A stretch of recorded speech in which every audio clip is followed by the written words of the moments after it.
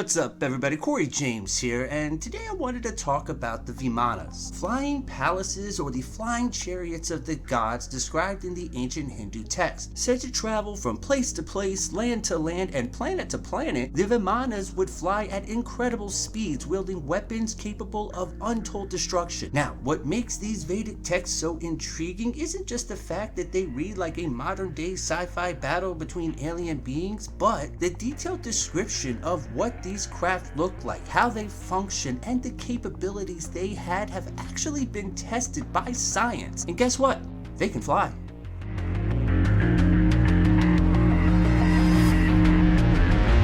The Vimanas are said to be mythological flying palaces or chariots and literally translate to traversing. They have been defined as a car or a chariot of the gods, a self-moving aerial craft serving as a seat or a throne, and in many modern day languages, Vimana literally translates to aircraft.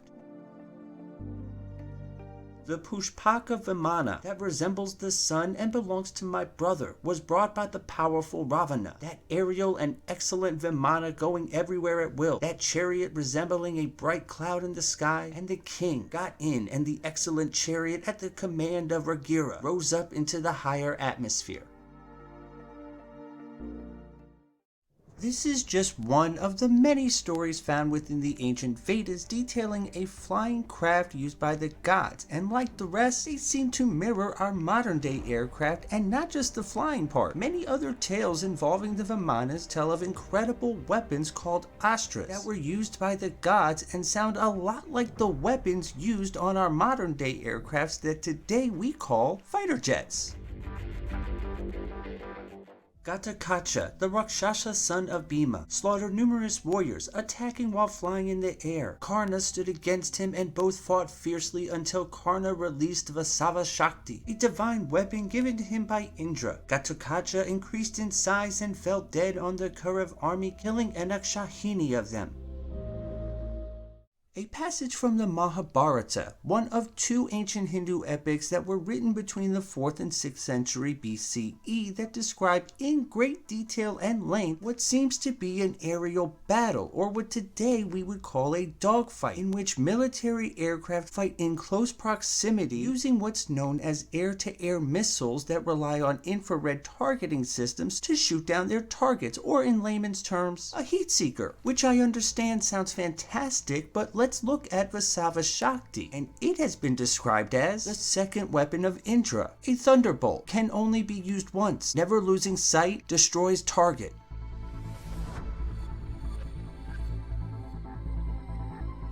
Now, just like our military aircraft today, we have several models of these Vimanas. And just like our military aircraft today, the Vimanas too come equipped with a variety of weapons that again sound eerily similar to our modern day weapons. The Narayanastra, a weapon fired by Ashwatthama who was enraged by his father's death. However, Krishna tells everyone to lay down their weapons and lie on the ground, making weapon ineffective.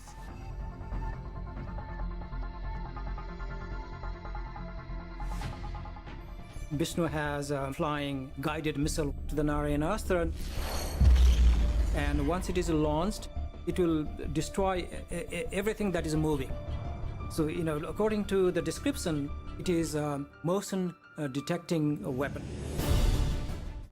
Another popular choice of weapons used by our military aircraft today is what's called a cruise missile, which is a self-navigating or radar-guided missile that travels over a long distance at supersonic speeds to deliver a large warhead to an intended target, which seems to be a popular choice with the Vimanas. They just called it the Nagastra, a weapon that had unerring aim, takes on form of snake, flying through the sky, no escape, deadly on impact. Of course, no military aircraft would be complete without a defense system, and one of the more popular choices are something we call countermeasures. Used to alter the path of a heat-seeking missile, or what the Vedic text would call Saparna, crazy birds, distract target, protect chariot. What are the odds that so many of the ancient Vedic texts written over 5,000 years ago would so accurately mirror our modern-day technology, highlighting different targeting methods, altering weapons for different battles. I mean, for crying out loud, they even have an accurate description of futuristic sci-fi weapons like the ray gun. They just called it Mohenjo-Daro, which was said to contain the power of Shiva's third eye. Shoots a really fast, fiery beam which can turn even celestial beings to complete ashes. It has the power to turn the entire creation to ashes. It can only be countered by an Astra from Lord Vishnu.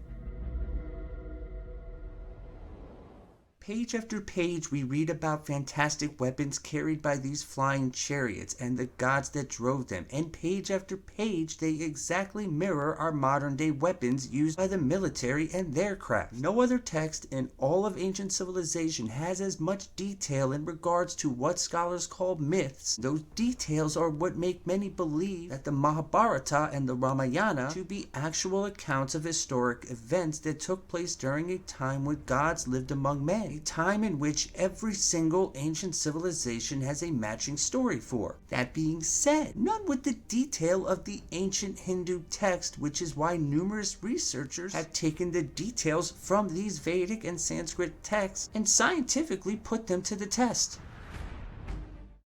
In April of 2017, aerospace engineers at the University of California at Irvine tested a model of an aircraft whose design specifications were taken solely from an ancient Indian text that dates back to 500 BC. Subjected to wind tunnel analysis in which the craft is tested for aerodynamic stability and the ability to produce lift, both of which are necessary to prove that this was an actual flying craft, the model craft designed solely from ancient Indian texts nearly 2,000 years old was not only aerodynamically stable to a very accurate degree, but in the process produced lift. The only thing you can say is we performed a good scientific experiment, and the results were that the shape made from those texts is a viable aerodynamic structure. Now, interpretation of ancient text is one thing, and without corroborating evidence, its validity as to being actual historic fact is pretty much non-existent because extraordinary claims require extraordinary evidence. So let's check out some extraordinary evidence.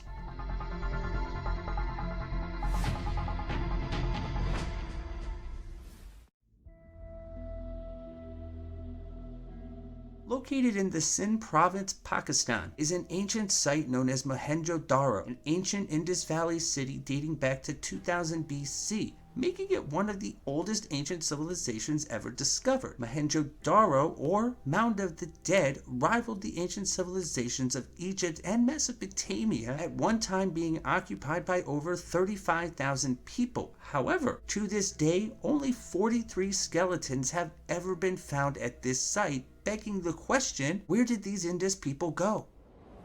Flash forward to 1977, when British researcher David Davenport discovered that a large section of the site contained vitrified pottery and bricks that looked to have been totally melted and fused, leading to the theory that a large explosion may have taken place here. What that explosion could have been remained a mystery until 2014, when mineralogist and geochemist Sampat Iyengar was able to get a sample of the vitrified pottery from Mohenjo-Daro and run a series of tests to determine not only what elements this pottery contained, but exactly how they formed. This is the pattern I got, and you can see some crystalline peaks here along with an amorphous hump, which usually results from a glassy phase in the rock. The composition is very similar to volcanic rock. The only way the clay can be converted into something which we saw is subjecting the clay to a very, very high temperature. I'm talking 4,000 to 5,000 degrees Fahrenheit. That is not something an early civilization can do intentionally. It has to be something supernatural. Another weapon said to have been used during a great battle was the Pashupatastra, said to be one of the most powerful weapons among all the Astras. Every time it was summoned, its head would never be the same. It summons a large number of monsters, and a huge spirit, which personifies the weapon, would destroy target completely, irrespective of target's nature. This Astra was capable to destroy whole world. Now, to many experts, this sounds shockingly accurate as to the description of a nuclear weapon, more specifically a fusion bomb, in which two smaller atoms collide to form a larger atom, or it summons a larger number of monsters and a huge spirit which personifies the weapon, which is exactly the story we read about in this second of the great epics, the Ramayana, that focuses on Ravana, a mortal king of Lanka who had grown to become as powerful as the gods themselves. So the god Vishnu, taking the form of Rama, a human, does battle with Ravana and releases a weapon that is said to be brighter than 50 suns with a terrifying sound of blast, leading many to speculate that Mohenjo-Daro could be the ancient kingdom of Lanka. Now, of course, could all of this be coincidence and or speculation? Sure, nothing is definitive. That being said, we have a lot of coincidences here, and speculation only goes so far until you come to a point when, even though the theory may be beyond fantastical, you have to consider the possibility it could also be reality. But hey, that's just my opinion. What do you think? How's it going, everybody? Corey James here. Just wanted to say thank you for checking out the video. I very much hope you enjoyed it, and if you did, do the little guy a favor. Hit the buttons, the like, the subscribe. If you're feeling a little frisky, hit that notification bell. Leave me some comments, suggestions on future videos. Do it all. Once again, thank you, and I'll see you on the next one.